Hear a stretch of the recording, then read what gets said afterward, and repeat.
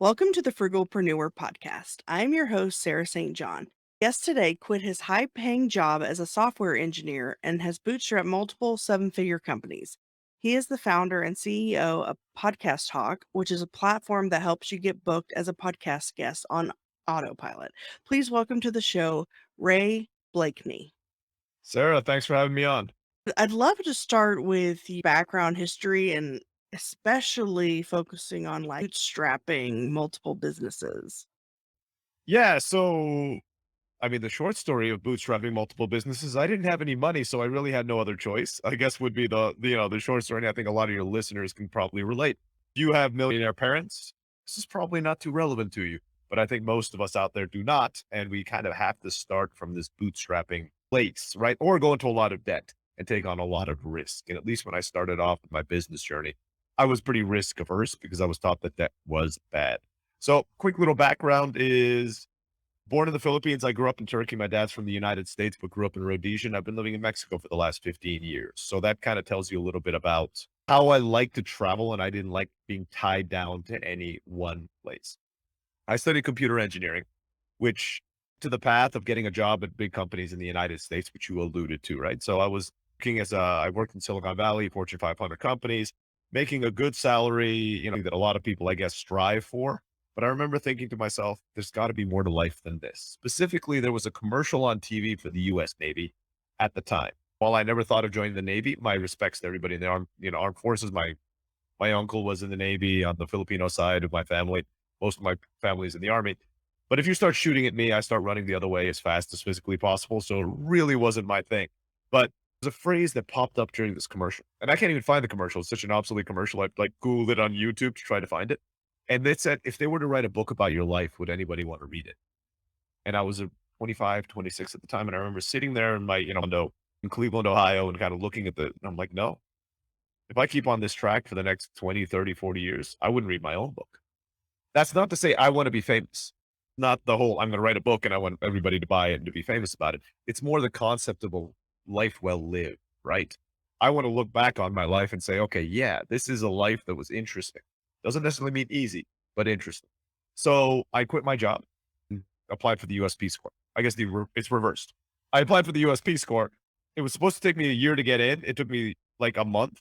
And within 3 months, I quit my job, sold all my condo, my car, everything, and was moved to Mexico, where the Peace Corps sent me to the southern border of Mexico to with indigenous communities down there and help them out.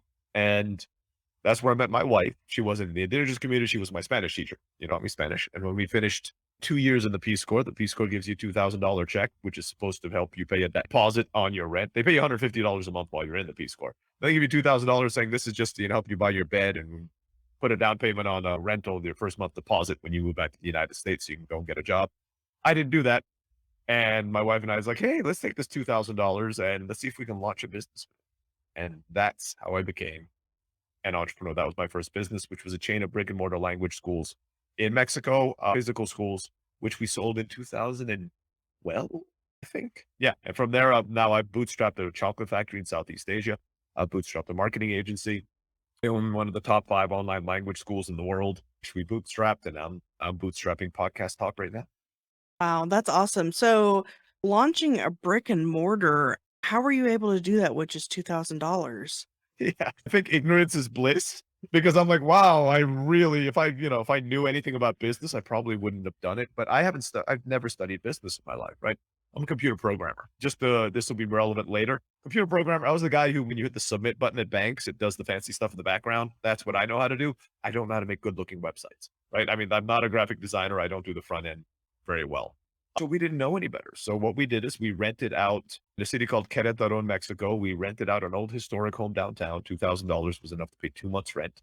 I had actually been working about 8 months before we started on a website for it. Again, it looked awful. I mean, really, really bad. This is back in 2008 when you can buy nice themes for $20. I mean, it was just me. How do you do HTML? Because when I was a programmer, I never needed to. I had people send me the designs. So I learned HTML. Like, marketing would be kind of nice. How do you market a website? Then I learned about this thing called search engine optimization. So I'm like, oh, this sounds kind of cool. So I kind of started doing that for about 8 months. By the time we launched, we were number 2 in Mexico. Like if you look for Spanish school in Mexico, learn Spanish in Mexico, all those keywords. you would have come across our school. So we had $2,000. We put most of it down for a deposit. We would sleep on the floor of the school because we couldn't rent out a second place, right? So we had this inflatable mattress, which came with a hole in it. So we would actually sleep on an inflatable mattress, wake up on the floor because this, we slept over at night. The kind of inflatable mattress would slowly deflate, then roll it up, throw it under. There's like 2 tables we had there. And we would start giving classes. The way we did it was, since we were number one or number two in Mexico, we were fully booked the day we opened. Of course, we asked for like a 40% deposit from everybody. One of them was this big family of like 12 people. And they said, no, let's just pay you all up front. We don't want to have to worry about it. So they sent us all the money via PayPal. And my wife and I ran out and bought tables and stuff like that and decorated the walls. In the first few days, we didn't actually have enough tables for all of our rooms. So we would actually move tables between classes to other classrooms. So it looked like all the classrooms were full as we were moving students in and out of it. That lasted about 60 days until we actually could fully furnish everything. And that's kind of how we launched our first school. And we were profitable pretty much from day one. Wow, that's awesome. I don't know if I've heard a story like that before of a brick and mortar being profitable right away. I mean, I guess it helps that you were renting versus having to drop a whole bunch of money on a purchase. Big. And then, yeah, being the only one there. And yeah, you had probably almost 100% of the market share there.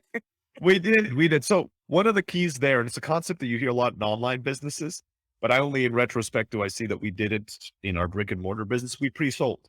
Mm, Right? mhm. So if anybody who's listening is taking those courses on how to sell your online course or something, what's the number one thing they teach you? So, come up with an outline, sell it, see if anybody buys it, then scramble and actually build it. I knew nothing about business. That wasn't a thing back then, but that's kind of what we did. We pre-sold almost everything. So by the time we launched, we knew that this was a viable business model. We actually knew that before because there are other Spanish schools that do this. My wife had worked in those before. So like we knew foreigners came to Mexico and kind of, lived with a Mexican family and all that. So we weren't inventing a business model. We were just applying it to a city where there was only one Spanish speaker of 2 million people, where there was only one competitor, and they knew nothing about online marketing. That's currently what I'm doing with a course that's called Podcast Profit Pro. And starting to work on it a little bit, but I haven't started doing the video, that stuff, just more smaller stuff. So I'm pre-selling it now. I learned that concept not a year or two ago. So I Yeah. think that's the I learned it a decade after I actually did it. Right. I'm like, oh, so that's what that was called. Right. I mean, if you at the time, the interesting thing was, so I had launched 2 successful businesses before I read my first business.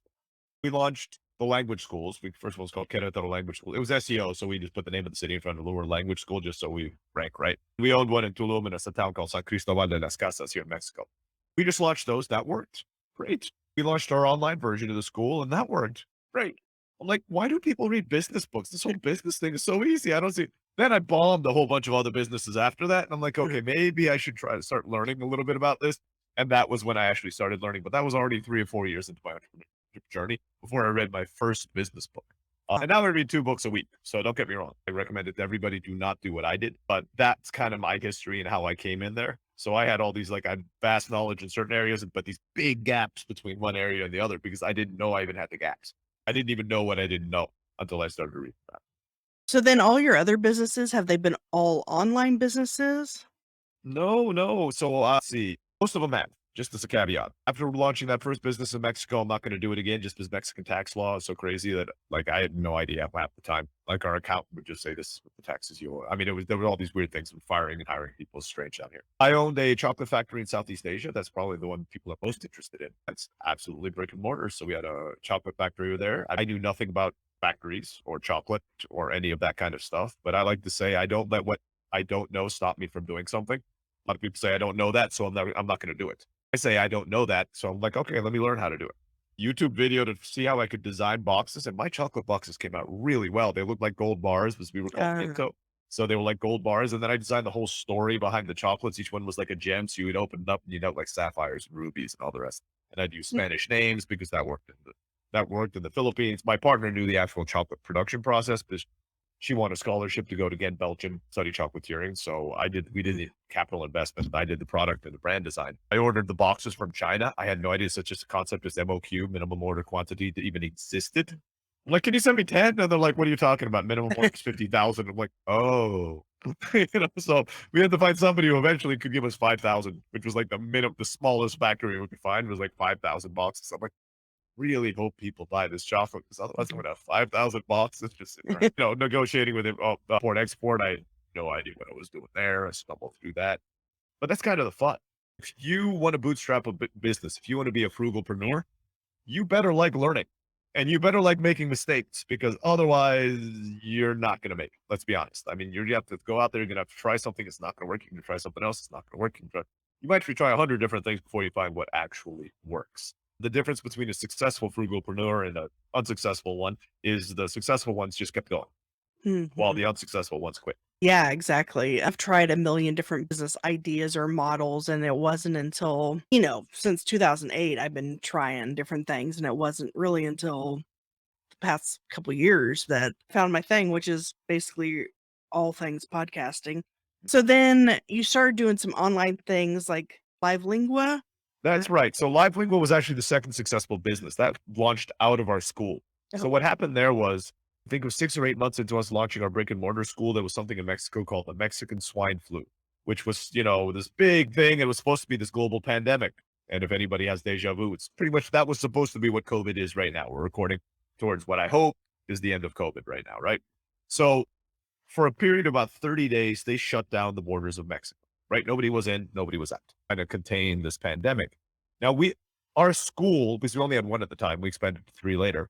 All of our students came from the US, Europe, Canada, even some from Asia to Mexico for a language immersion experience. So if you close the borders of Mexico, suddenly we have no students anymore, right? So suddenly all the bookings were canceled. We had to refund all the money. And the worst part was that our teachers were contractors. So literally they would work a week and then we pay them at the end of the week. I wouldn't pay them at the end of the month, but that's culturally not done here because budgeting is not a thing. So if you pay them on Friday, by the following Friday, they have like no money, right? If I paid them for a whole month on the first of the month, by the seventh of the month, they'd have no money, right? I mean, it wouldn't matter. It's not that I would pay them the same amount. So I had to pay them every single week.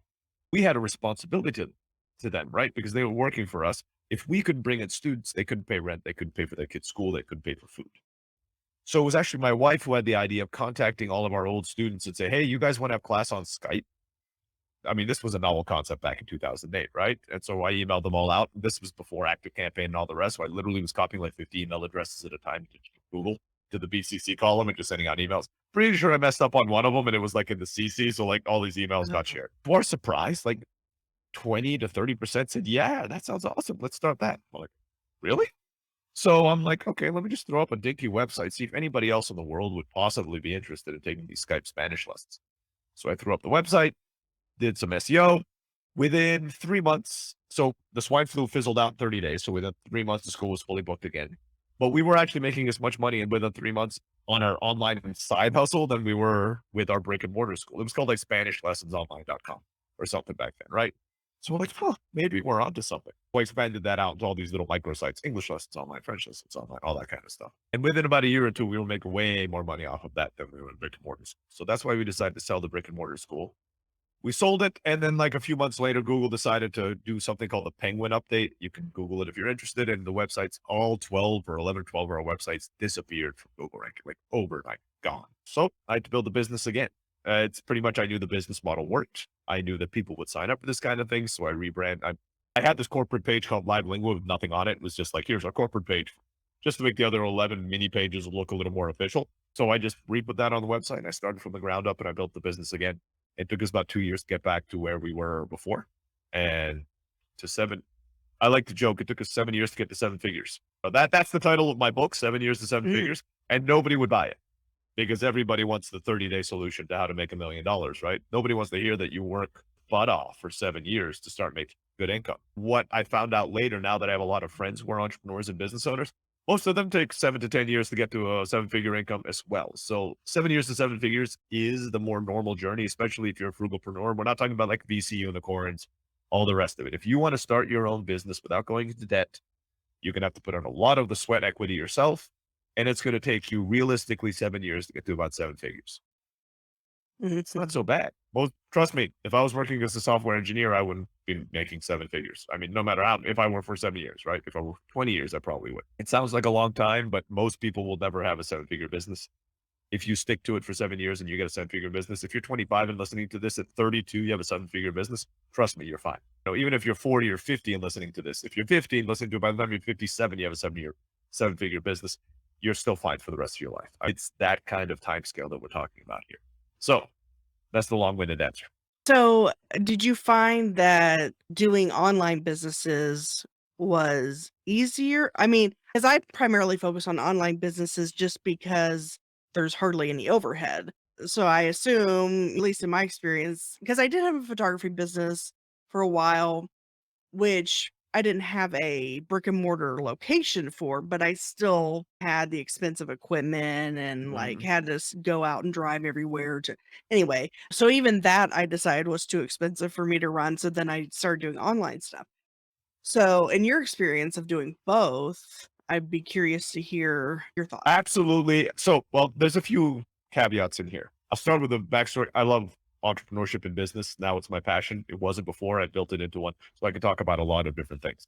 So generally speaking, the easy answer for me is yes, online business is the way to go. It's what I would recommend, especially if you're a frugalpreneur, go for the online business, right? There's one exception that I'll mention at the end.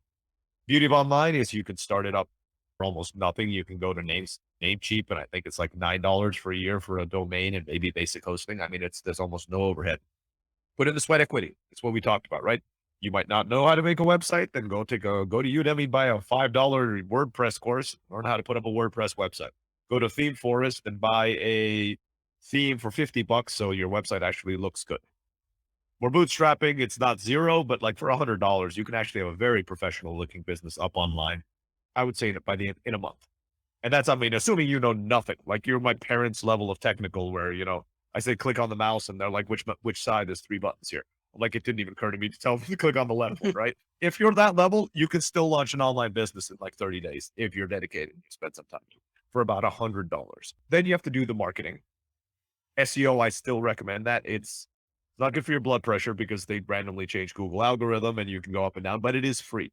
All the other things people teach with Facebook ads, Google ads, generally there's a good amount of money there. You can also go down the social media side, but that getting traction there takes a lot of work, right? Depending on your age, let's just say going on Instagram and posting personal photos might not be really the thing that's going to kind of get you a lot of traction. So absolutely go into online businesses. If this is your first foray into business, it's an easy learning curve with very little risk.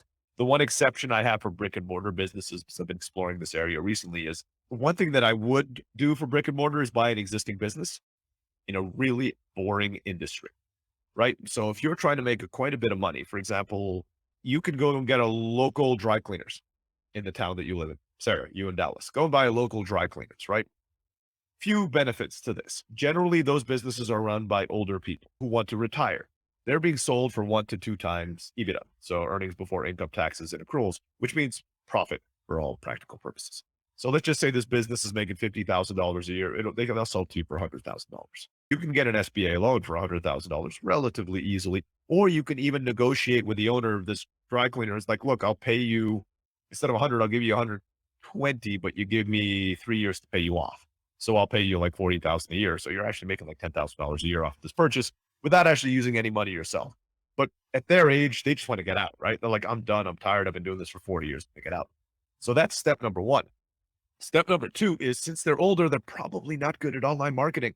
So teach yourself online marketing. I mean, if this person's making $50,000 a year, they probably don't have a Facebook page. They might not even have a Google, on Google Maps. They're probably not even listed with a photo. These basic things that you could do in a weekend might take that $50,000 business up to a $70,000 business, to a $100,000 business. Ideally, you want to buy a business where like the team's in place too. So it's not, you're not buying a job. So you're not going to buy it from that person who runs the dry cleaner and then you're going in and you're doing the dry cleaning every day, right? There should be a business person in place. Those businesses I would buy because I know I can do online marketing way better than somebody who's probably 70 years old and has been running that business. It's already profitable. They already have the stuff in place. All I have to do is go in there and maybe run some basic Facebook ads to it, using the money that they're already making. It's not my own money. I'm going to use that $50,000 of profit and just kind of throw it back in business for the next 12 months to kind of double it up. Then that works. You made the money, you pay it off in 2 years, you buy the dry cleaner in the next town over, and then the next town over, and then the next town over. Pretty soon you own all the dry cleaners in your area. And now you've even consolidated expenses because instead of having a phone person in each dry cleaner, you now have one phone person who answers the phone all day for all 12 of your dry cleaners. Instead of, you get cheaper prices for the soap because you're not buying it for one dry cleaner, you're buying soap for 12 dry cleaning places. All these different things that you can do so you can take the profit up there. That's something I hope to explore in the next 4 to 5 years. I think I could build $1 million business there in about 3 or 4 years that way. So Mm, that's my exception to it. It's not building my own, it's buying an existing one in a really mm. boring industry. Yeah, that's an interesting I hadn't really heard of that before. The only thing I've heard of someone talk about was buying storage units or having a storage unit business because It would might well, the thing about storage units though is you still are running it yourself, right? Unless you're buying like a place that has 100 storage units and comes with these security guards and the managers and all the rest, right? If you have your own storage unit, you have to worry about renting it out. You have to do all the rest of it. If you're buying a storage unit business, Mhm, most of which are very profitable, then it means you have you have an office manager already, you probably have a marketing guy and a salesperson, and all the rest of it. Then it's worth your time. But you're probably not talking for a $50,000 business anymore. I mean, that's a few $1 million purchase. mm, Again, look at dry cleaners. Look like what's the most boring business that you can see that's just been there for like 20 years in your area, right? Those kind of things like locksmiths, plumbers, those kind of businesses. That's the kind of thing I would look at. Stuff that's not sexy. It's not going to make it on the news. None of that kind of stuff. They only make 50 to 100 to $200,000 a year, which I say only because that's a good amount of money, right? But they make 50 to $200,000 a year, and you can buy them for 1 or 2 years of their income. mm, Multipliers on online businesses are 5 to 30x, right? So you want to buy a $50,000 online business, you're looking between 200,000 to $1 million, right? To buy that same business. There are definitely things that you want to do. I'm not too into it, the brick and mortar yet, because I like being location independent. mhm, You and I were talking before the call. I live in Mexico now. I'm moving to the beach in 8 weeks with my wife and son because, like, why not? Seems like a fun mm. place to live because I don't have to be around my laundromat, right? I mean, I don't have that kind of thing to do. But if your life is somewhere and you're not looking to be, hopping around the world every few years, I think that's a really cool option for a lot of people. The only other thing I've thought of, if there's land available near something popular, creating a parking lot and then charging like $30 a car for Absolutely. Well, I mean, that's the thing. There are a lot of great business ideas out there, but if we're talking frugal side of things, right. you need to buy the land, you need to have the money, you Yeah. either need to get into a huge amount of debt, get out a mortgage for the property, and then get out another loan to actually, cement it over and put a parking lot there, and then hire some staff on the hope. So there's a lot of money. Now, if it works, you're rolling in the dough.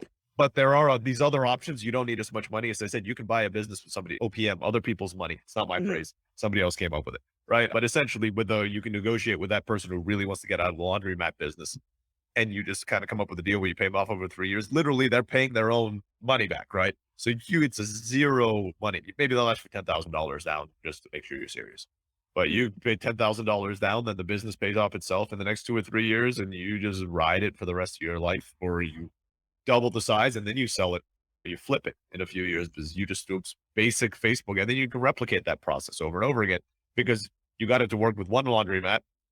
Just find another laundromat that matches exactly the criteria, makes $50,000 a year, has a manager in place, and is really bad at online marketing, right? I mean, you just have your own little checklist and you just keep on going around your city until you find somebody that does it. You're like, okay, same deal.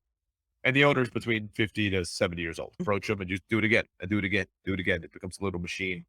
In fact, if you really want to scale it, you move it up, you hire somebody to actually do what you do and just scout out all these businesses. And all you do is show up and sign the check, sign the actual line when you purchase the business. Once all the due diligence has been done on the business, you just kind of show up once every 3 months, you sign it. You're just like, okay, good. Do what you did. You tell your manager, do what you did for that other laundromat on this laundromat. And then you walk away and you wait for your checks to come in. And you come back 3 months later and you sign it again. You're like, do it again. And they walk away, right? yeah, whenever you actually do start doing that, you should write a book about the process. I don't even know if there is I mean, maybe there's a book out there about that, but I've never seen one about, like, what you're talking about, so Ideas are easy. Doing them is the hard part. And honestly, I aspire to write a book one day. But right now I can't spell my name without spell check. So I have to get over that first. And then let's get into writing. And I have so many things going on right now that I definitely want to write. I want to write that. I want to write science fiction fantasy novels, which is just Mhm, for my personal interest on the side. But I don't want to be a starving artist. I want to be an artist who sold multiple $1 million businesses first, so I don't have to worry about money. Then I can sit down and quote unquote waste my time writing fantasy novels on the hope that one of them takes off because I know my wife, and my son are taken care of, and I'm not going to be out on the street if this doesn't work out. you had mentioned you have a lot of different things going on, and one of the most recent things I think that you've launched that I'd love to talk more about is Podcast Hawk. Can you give a explanation of what that is? I know I mentioned it in passing in the Sure. intro. Yeah. So quick little backstory, the origin story, I guess, of Podcast Hawk. I seem to come up with really good business ideas during pandemics. So the origin story is COVID. So my main business, my biggest business still is Livelingua, which is the online language school, right? So we were in a lucky place that when COVID hit, we were one of the businesses that did really well. Like business signups went up 40%, probably went up 40% within 30 days. Because everybody was stuck at home and they're like, well, I might as well learn Mandarin, Chinese, or Spanish or Italian and everything. And that's what we do. We match you up. We have live tutors and we match you up. We're like an online language school. We took our brick and mortar language school and we moved it online, is essentially what Livelingua is. And we do the typical marketing things, Facebook ads, Google ads, SEO. That's kind of our main channels on there. And I was like, okay, this is a good time. Everybody wants to get online. I need to find a new marketing channel.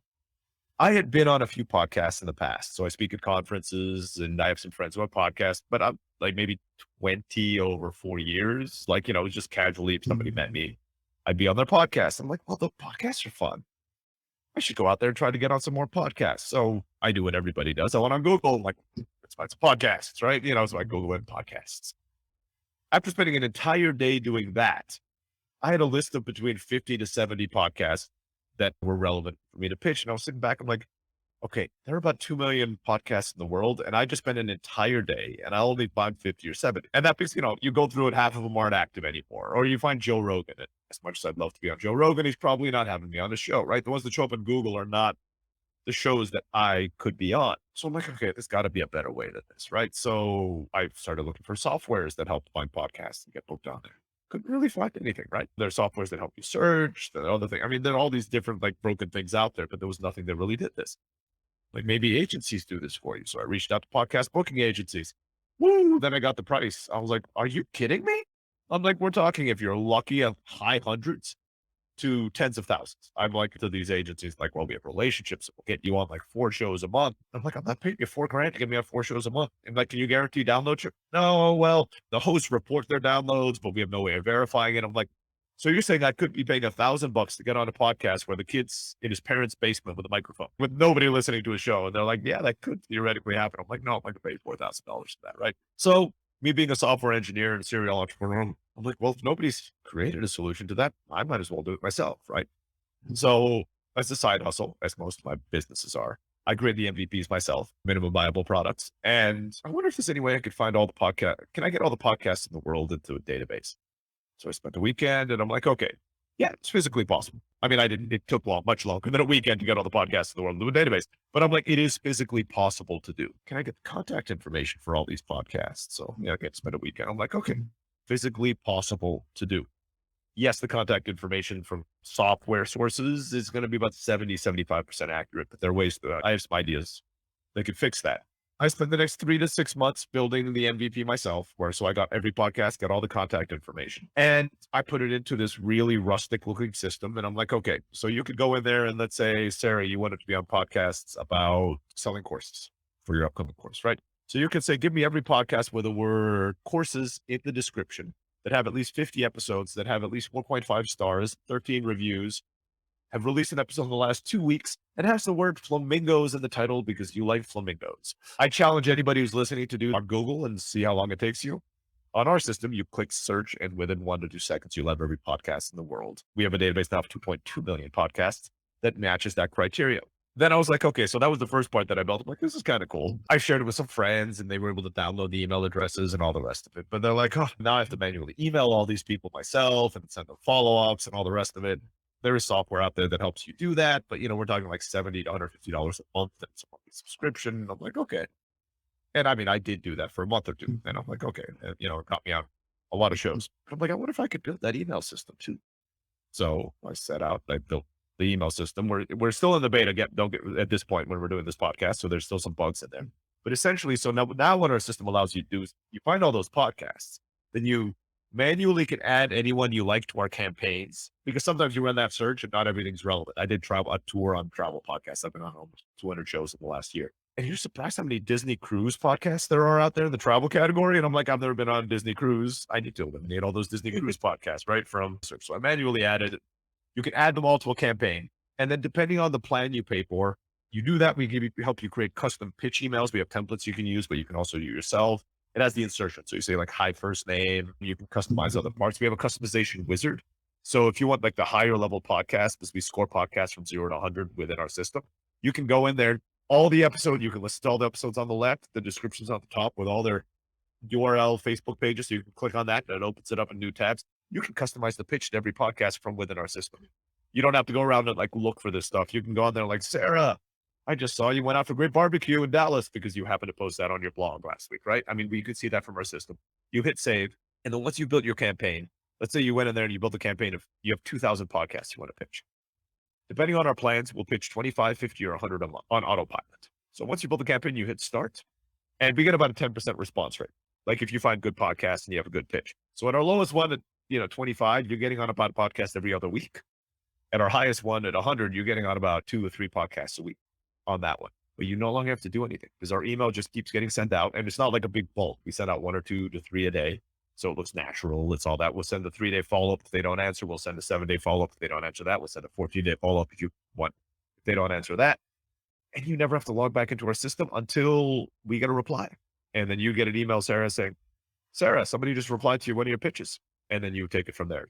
Calendly link or intake form. They might be asking for more information. At that point, you kind of do it. You kind of finish up the process. But the actual pitching, we do every single thing for you. So you hit set, you don't log back into our system again. You don't have to change anything for the next year, 2 years, depending on how many things you put in your queue. Wow. Yeah, that's very automated because got the whole email campaign thing within it. But then even as important, I think, is the fact that you give each podcast like a score based on, I guess, how many reviews they have, how many episodes. Everything. We have social media likes. We have all of that. We put it in there. As you said, as you know, we don't know the download numbers, right? So Mhm. a lot of other sites try to pretend they do, and they give you like this weird range of download numbers, which I have friends who have very high level podcasts. And they look at those and they just like laughed. I'm like, those aren't even close, whether too high, whether too low. It's a side name drop kind of thing to see how much we're in the podcast industry. If you're familiar with Pat Flynn or Jordan Mhm. Harbinger, they are both advisors and investors in Podcast Hawk. So Oh, they are actually okay. helping us out. So I meet with them every 2 weeks as well. So those are 2 of the people who've told me, I'm like, yeah, those download numbers on those other sites. Yeah, no, because they know their actual download numbers. And for those of you not familiar with them, they're 2 of the top podcasters in their related niches. I think Jordan is actually one of the top like 20 Mhm. or 30 talk radio podcasters in the world. And he kind of advises us, the company as well.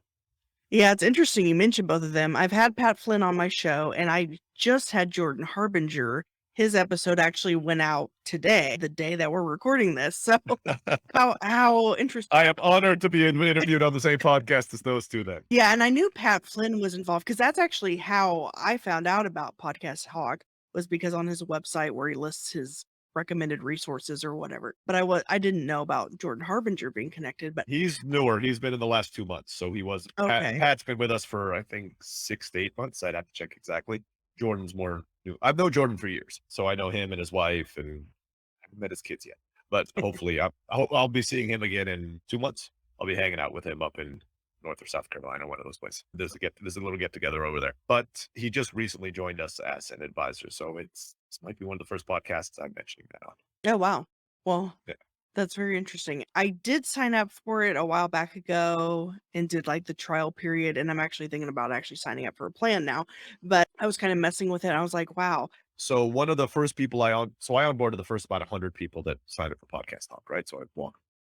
And one of the stories I love is one of the first people I onboarded was a burlesque dancer.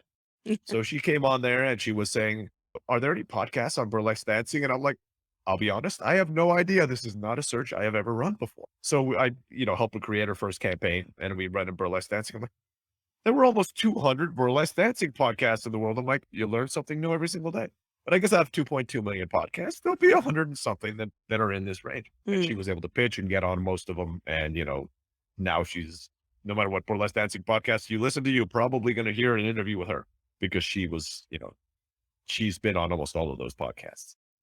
That's the power of podcasting. And Sarah, you know this as well. It's what's it? Other OPA, right? Other people's audience. It's Mhm. kind of, you get in front of the audience that these other people have created for you, right? And there's a level of trust because good podcasters, they vet their guests. It's not just like anybody wants to go out there. And don't get me wrong, Podcast Talk is not a spamming software. We will send at the highest level 3 emails a day. We have people contact us like, I want all of it. I want to email all 1 million podcasters. I'm like, don't come to us. This is not what we do. The reason is we want to make sure we're matching the best guests with the best podcast hosts. So you as a guest need to, vet the podcast host, and you know that the podcast hosts are going to vet you. I'm telling you, a 10% response rate. That's pretty good for cold email marketing. But that means 90% of the people are still not going to do it because they vet the guest. You might not be a good fit for their show. And that's kind of how the whole podcast ecosystem works. And that's how kind of what we want to help facilitate through Podcast Hawk, right? We want to make sure if you're a big podcaster like Pat, Jordan, and Tim, you probably get more people than you know what to do with pitching it. If you're just starting off or even in the mid tier, though, sometimes it's hard to find good guests. So I'm a failed podcaster multiple times over. So I've had podcasts, and I'm sorry for anybody who's bought those courses where they say, all you need to do is buy a microphone and you're a podcaster. If you believe that, I have a bridge in Brooklyn I'm willing to sell you, right? Because podcasting is a lot more work than that. You have to find the guest. You have to vet the guest. You have to do backwards. If you wanted, you have to research them. So you have good questions, connect with your audience, then you have to record, then you have to edit. There's all this kind of stuff. Again, if you're a frugalpreneur, you don't have money to be paying $500 an episode for an audio editor to be editing all of your podcasts. That's a lot of work. It's a lot less work going on somebody else's show who's done all that work for you and talking for 30 minutes to an hour about something you're passionate about. So to me, podcast guesting is a great way to do that. People have these amazing stories to share. If you don't mind, Sarah, a little bit of, I guess, free promotion on our end is we give free accounts on Podcast Talk to anybody who has a message that's going to make the world a better place.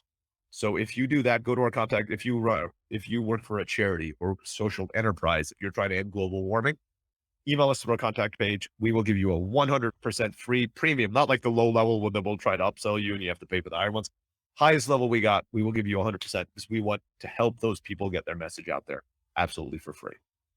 Oh, wow, that's awesome. I wasn't aware of that. Yeah. And something that you had mentioned about how Podcast Hawk differs from others is that you have a database of every single podcast out there versus just people who happen to sign up. So you're not going to have every podcast out there. Does it automatically update itself then? Every 24 hours, Wow. we'll have a new podcast pop in there. Oh, wow. So I have a podcast production agency that I just launched. Well, it's production and management and marketing, and it's like the whole thing. But I started thinking about helping people get on podcasts, or if someone has a podcast, helping them find the right guest and all this stuff. Could I use Podcast Hawk as an agency? Absolutely. So right now, this is not public, but since you and I are no, it's not a secret. It's just, I mean, I guess nobody's asked me that on a podcast before. It's when people ask me, tell them, but we are building the agency dashboard right now. So we're going to open that up for a few agencies. We have 2 or 3 agencies in the Mhm. midst. And if you're interested, Sarah, just send me an email afterwards. I'll introduce you to my partner. We'll put you on the list. It might not be there until the end of Q3 2020. You can use our system as an agency right now. It's just not it's a little more cumbersome.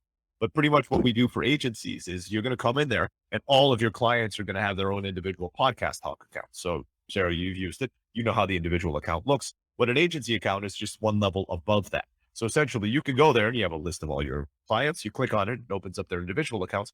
You start running all these different campaigns for all these different accounts. So you're like, okay, for my client A, they want to get on marketing podcast, hit send. When they reply, it comes to you. It doesn't go to the client and you can actually take the onboarding from there. Client B wants to get on sales podcasts or travel podcasts. You have that campaign running, all of it with nice little reports on the top. So you can see how each one of the campaigns are doing, the reply rates and all the rest of it for anybody who's there. And we sell it for the agencies by seat. So let's just say you start off with, there's a minimum. We have 10 clients, kind of the minimum agency account we're going to open. But let's say you have 50 clients and then 2 clients leave. We just take theirs down. You have 2 more seats free. They stay in your account. And when you have a new one, you kind of move it. So we don't say, oh, no, you open this for client John Smith, and now you have to pay us for the rest of the year for John Smith. It's not tied to John Smith. You just have this extra seat there. When John Smith leaves, you just kind of deactivate that. And then Jane Smith comes in and you just retake that seat and you put them in there. So it's not like a fluctuating cost for you every single month. So that's how it's going to work for agencies. It's just going to make it easier for you to manage. You can manage thousands of campaigns all from one little window and you'll see like how every single one's doing. I can't guarantee this in the short, in the next year, but we're eventually going to even have like these exported reports. So, you can brand them. So if it'll have your logo on it and they'll just like auto export, you look PDF file, you can just send that out to all your clients. Like, here's your report for your podcast for the last month. And it'll all be done from within our system. Wow. Yeah, that's awesome. Yeah, I'll definitely be emailing you about Mhm. that. Yeah, let's do it. Let's do it. One thing that I wanted to ask you about that I think I heard you talking about on Entrepreneurs on Fire was about the lazy man survival mindset. Can you go over that? Absolutely. So, what most people don't know about me is I'm kind of lazy, right? I don't like doing more work than absolutely necessary. And that's where my lazy man survival mindset kind of comes in. And it takes a little bit. So, I am a very lazy entrepreneur. What does that mean? Lazy people are actually extremely efficient people because they don't want to do any more work than absolutely necessary, right? So, that is the mindset that I go to with entrepreneurship. What is the least amount of work I can do to get this task done? And up to the Pareto principle, because I do believe in, well, done is better than perfect or something like that is the saying that kind of goes out there, right?